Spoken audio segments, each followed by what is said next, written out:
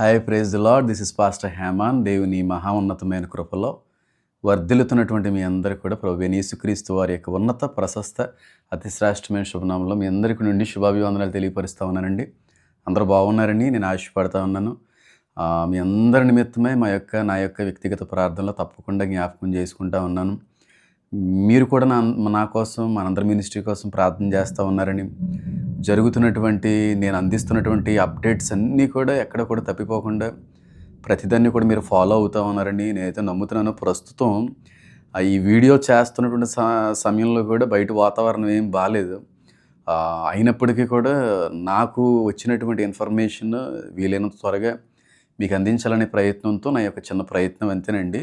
Already ఇరాన్కి అమెరికాకి మధ్యన సంధి కుదిర్చబడింది, ఆ పీస్ డీల్ అనేటువంటిది కుదర్చబడింది అని చెప్పి ఇరు దేశాల పెద్దలు కూడా వెల్లడించారు. అయితే నేనేమని చెప్పానంటే, ఆ పీస్ డీల్ అనేటువంటిది కుదరదండి, జరగదండి, మీరు చూస్తూ ఉండండి, కొన్ని రోజుల్లో ఆ పీస్ డీల్ అనేటువంటిది బ్రేక్ అవుతుంది, ఇరాన్ మీదకి అమెరికా వస్తుంది, అమెరికా మీదకి మళ్ళీ ఇరాన్ యుద్ధ వాతావరణాన్ని మొదలు పెడుతుందండి, ఇది ఎప్పటికీ కూడా ఆగదండి, ప్రభువైన యేసుక్రీస్తు వారు వచ్చే వరకు కూడా యుద్ధ వాతావరణాలు అనేటువంటివి ప్రపంచంలో నుంచి దూరం కావండి, యాంటీక్రైస్ట్ వచ్చేటువంటి సమయానికి కూడా యుద్ధాలు ఉంటాయి, వాడు వచ్చి సమాధానపరుస్తాడు, అది కూడా కొంతకాలం మట్టుకే, తర్వాత వాడు కూడా హ్యాండిల్ చేయలేడండి అనేటువంటి విషయాన్ని చెప్పిన 2-3 డేస్ దాటకుండానే ఇరు దేశాల మధ్యన ఉన్నటువంటి ఆ శాంతి ఒప్పందం అనేటువంటిది బ్రేక్ అయిందండి.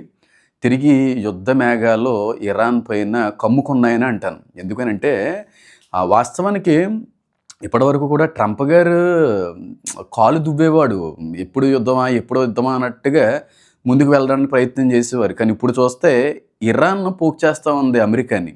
ఉద్దేశపూర్వకంగా చేస్తుందా, లేకపోతే వారు ఇంకా సహించలేక విధంగా చేస్తున్నారు అనేటువంటి ఆలోచన చేస్తే చాలా కారణాలు అయితే ఉన్నాయి. కానీ ఇప్పుడు ఇరాన్ వారు అమెరికాకి సంబంధించినటువంటి కొన్నింటి మీద వారు భయంకరంగా అటాక్ చేసే ప్రయత్నం చేశారండి. ఖతార్లో ఉన్నటువంటి అమెరికన్ బేసెస్ మీద కూడా వారు హ్యూజ్ మిసైల్ దాడులు అనేటువంటివి కూడా చేశారు.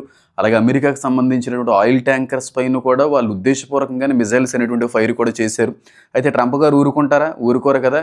శాంతి ఒప్పందం కుదుర్చుకుందాం అన్నటువంటి ఆ ట్రంప్ గారే ఇప్పుడు మాట్లాడుతున్నటువంటి మాట ఏంటంటే, ఇరాన్ దేశాన్ని ప్రపంచ పటంలో లేకుండా తుడిచిపెట్టేస్తాను, ఇక నుంచి నన్ను ఎవరు ఆపుతారో చూస్తానన్నట్టుగా చాలా భయంకరమైనటువంటి రెటాలియేషన్ అటాక్ అనేటువంటి దానికి ప్లాన్లో ఆల్రెడీ మొదలు పెట్టేశారండి. ఇది ఎంతవరకు దారితీస్తుంది అంటే, ఖచ్చితంగా నేను ఎప్పుడు చెప్తున్నట్టుగానే చెప్పాను, అమెరికా ఎప్పటికైనా ఫాలో అయిపోతుంది. అన్నిటికీ మించి ఇరాన్ కూడా చాలా పెద్ద దెబ్బ తినేస్తుంది, గట్టి దెబ్బ తినేస్తుంది. ఇంకా కనబడకుండా పోయే అవకాశాలు కూడా గట్టిగా ఉన్నాయని కొన్ని వార్తలను బట్టి నాకైతే అర్థమవుతూ ఉంది.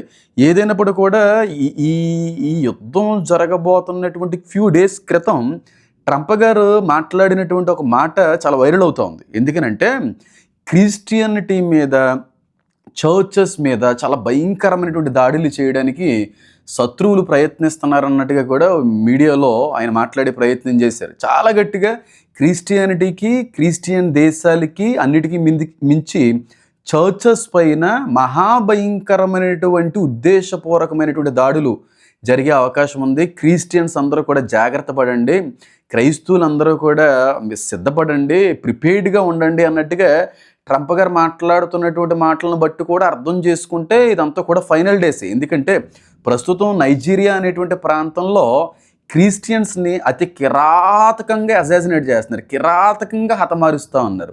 ఎంత కిరాతకంగా అంటే బిహెడ్ చేస్తూ ఉన్నారండి, తలలు తీసేస్తూ ఉన్నారు. వారు అంత భయంకరమైనటువంటి రీతిలో ప్రాణాలు కోల్పోతున్నప్పటికీ కూడా ప్రభువైన యేసుక్రీస్తు వారిని ఎక్కడ కూడా విడిచిపెట్టట్లేదు. నైజీరియాకి సంబంధించినటువంటి చర్చ్ పాస్టర్స్, అక్కడ ఉన్నటువంటి ప్రముఖులు కూడా ట్రంప్కి ఇది కనబడట్లేదా, ట్రంప్ ఇది చూడట్లేదా, మా దేశం వైపుగా ఒకసారి కరుణించవయ్యా అని చెప్పి ట్రంప్ గారిని కూడా వాళ్ళు బ్రతిమాలుకుంటున్నారు. ఆ వీడియో ఆయన దగ్గరికి వెళ్ళినట్టుంది. 2 డేస్లో ఆయన రియాక్ట్ అయ్యారు.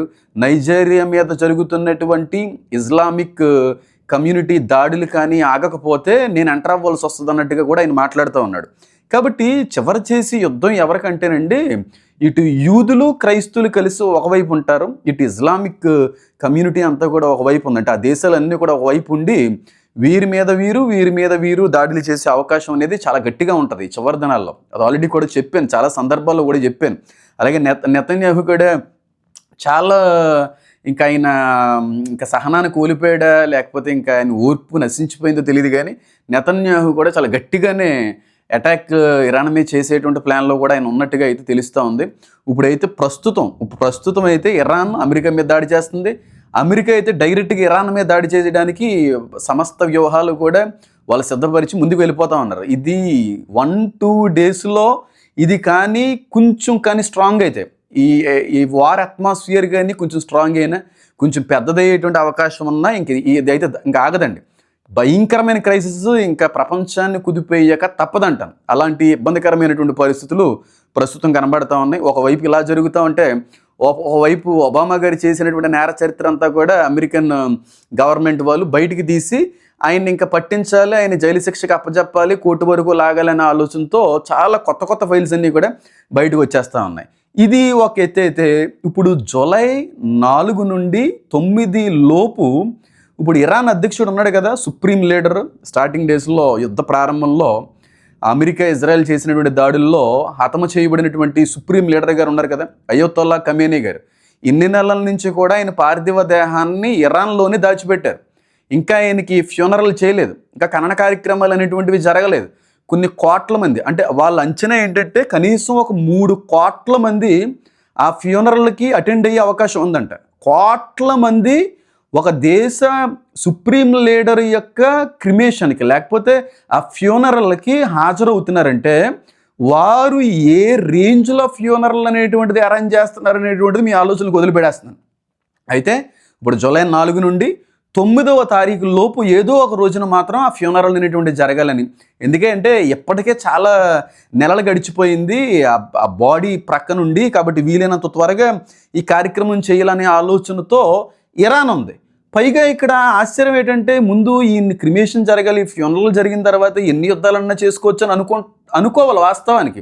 ఎందుకంటే ఆయన చాలా గౌరవనీయుడు, ఇరాన్ చాలా ప్రేమించేటువంటి ఒక అధ్యక్షుడు.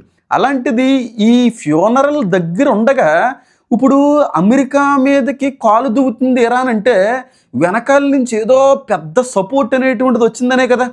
100% నిజమేనండి. ఇప్పటి వరకు ఖతారు, సౌదీ ఇవన్నీ కూడా ట్రంప్ గారికి మద్దతుగా ఉన్న దేశాలు ఒక్కసారి ఉన్నపాటిగా ట్రంప్ గారికి వ్యతిరేకమైన దేశాలుగా మారిపోయినాయి.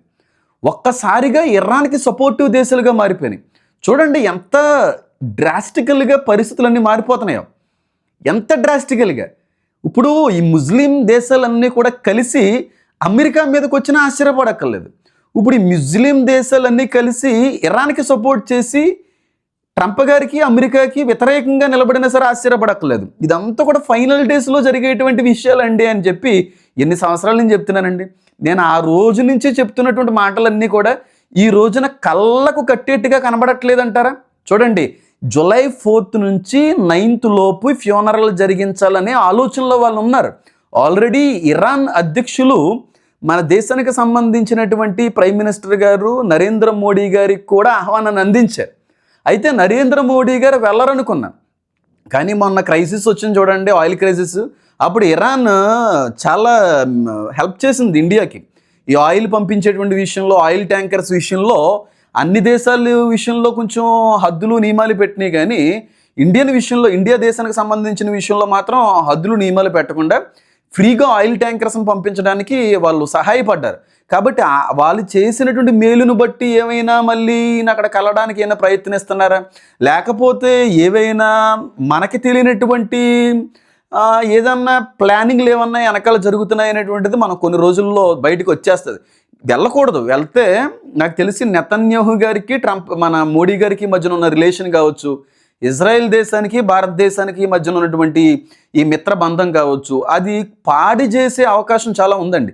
వాళ్ళు కూడా ఆ ఉద్దేశం కలిగి ఉన్నారు కదా, ఇజ్రాయెల్ దేశాన్ని ఒంటరి చేయాలి, ఇజ్రాయెల్ దేశానికి సపోర్ట్ చేస్తున్నటువంటి, హెల్ప్ చేస్తున్నటువంటి, నిలబడినటువంటి దేశాల యొక్క బంధాలన్నింటినీ కూడా త్రుంచివేయాలి, కట్ చేయాలి, దాన్ని ఒంటరి చేయాలి. అప్పుడు మనం వాళ్ళ మీద బలంగా దాడి చేయాలన్న ఆలోచన ఒకవేళ ఇస్లామిక్ కంట్రీస్కి ఏదన్నా ఉందా ఏంటో తెలియదు, కానీ నెమ్మదిగా ట్రంప్ గారిని ఇజ్రాయెల్కి వ్యతిరేకంగా చేసే ప్రయత్నం చేశారు.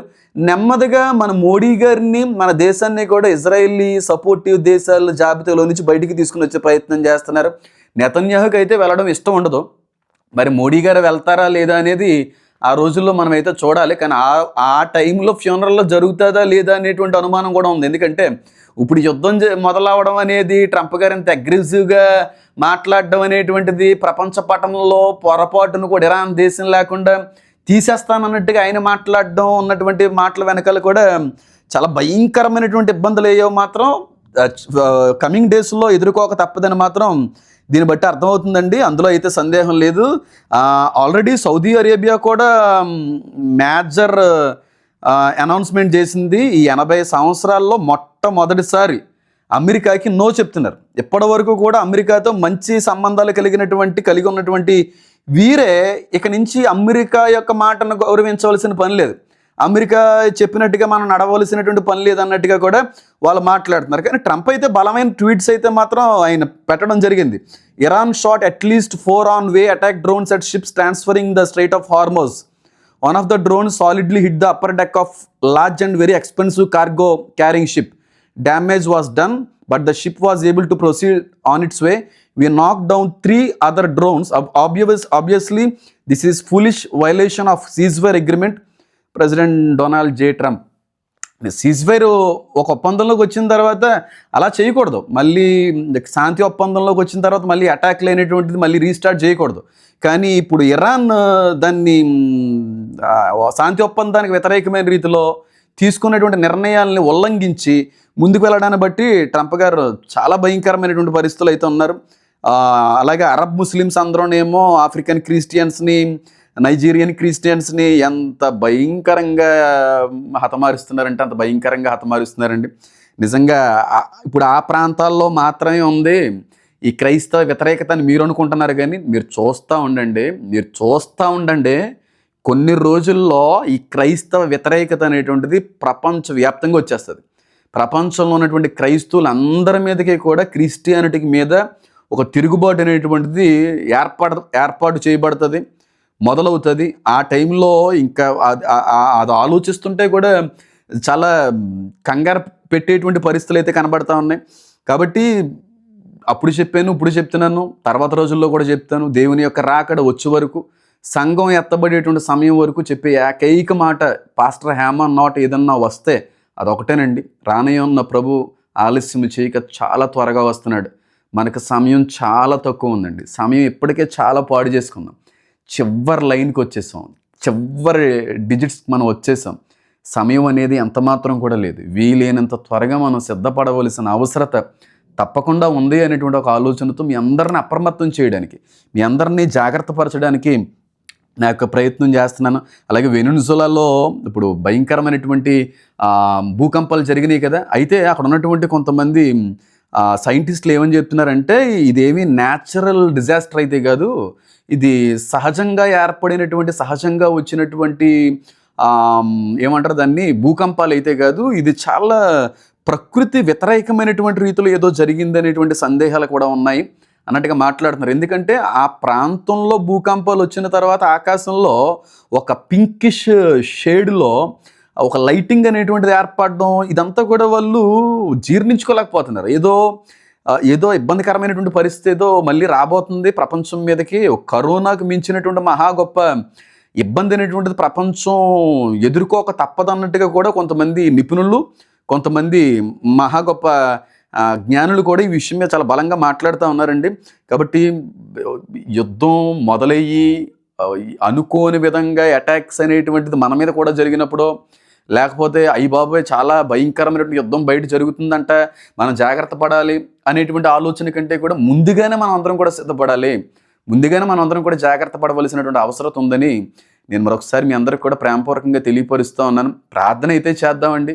కానీ దేవుని యొక్క ఉద్దేశం ఇదే అయితే, దేవుని యొక్క రాకడ కాలం సమీపించింది, ఆయన యొక్క ఉద్దేశాలు నెరవేరేటువంటి కాలం అయితే, యుద్ధాలు అనేటువంటివి అన్నీ కూడా ఆయన ఉద్దేశపూర్వకంగా జరుగుతున్నటువంటివి అయితే మనం ఎవ్వరం కూడా తప్పించలేం. వాటన్నిటినీ కూడా విశ్వాసంతో ఎదుర్కోవాలి, వాటన్నిటినీ కూడా అనుభవించడానికి మనం అందరం కూడా సిద్ధపడి ఉండవలసినటువంటి కాలానికి మనం అందరం కూడా వచ్చామని మరోసారి బలంగా మీ అందరికీ ఈ విషయాన్ని తెలియపరుస్తూ ఉన్నాను. కాబట్టి అప్పుడు చెప్పిన మాట మళ్ళీ రిపీట్ చేస్తున్నాను. యుద్ధాలాగవో భయంకరమైన కరువు ప్రపంచాన్ని కుదిపేయబోతుంది. భయంకరమైనటువంటి fuel crisis, water crisis, food crisis, financial crisis అనేటువంటిది ప్రపంచాన్ని కుదిపేసేటువంటి సమయానికి దగ్గరకు వచ్చేసాము. చాలా జాగ్రత్త పడవలసినటువంటి అవసరత అనేది ఉన్నది. మీరు గుర్తుపెట్టుకోండి, ఆల్రెడీ చాలా గ్యాడ్జెట్స్ మీద, చాలా వస్తువుల మీద ప్రైసెస్ అనేటువంటిది అమాంతంగా హైక్ అవ్వడం అనేది జరిగింది. యాపిల్ ప్రొడక్ట్స్ మీద అయితే ఇంకా ఇమాజిన్ కూడా చేయలేనంత రీతిలో అవన్నీ కూడా హైక్ అని ముందు ముందు రోజుల్లో ఇంకా హైక్ అయ్యేటువంటి అవకాశం కూడా ఉన్నది. కాబట్టి ఒక్కసారి నేను అంటున్నానండి కాదు, కానీ ఒక్కసారి మోకాళ్ళు వేసి ప్రార్థించండి. సిద్ధపాటు లేని వారులారా, మీ అతిక్రమ జీవితాన్ని దేవుని పాదాల దగ్గర ఒప్పుకొని వాటిని విడిచిపెట్టగలిగితే తప్పకుండా సంఘం ఎత్తబడేటువంటి కాలంలో మీరందరూ కూడా దేవుని దగ్గర కొనుపోబడతారని నేను బలంగా నమ్ముతా ఉన్నాను. కాబట్టి ఇది అంత్యకాలమని, ఇది రాకడ సంబంధిత గుర్తులు సూచనలు అన్నీ నెరవేరడం అనేటువంటిది ఇది నిజమని నమ్మిన వారు ఎవరైనా ఉంటే మాత్రం ఖచ్చితంగా లైక్తో పాటుగా అనేక మందికి షేర్ చేయడానికి మీ ప్రయత్నం చేయాల్సిందిగా నేనైతే కోరుతా ఉన్నాను. మరొకసారి దేవుని పేరిట మీ అందరికీ కూడా శుభాలు తెలియపరుస్తూ ఉన్నాను. అందరికీ కూడా God bless you all. Amen.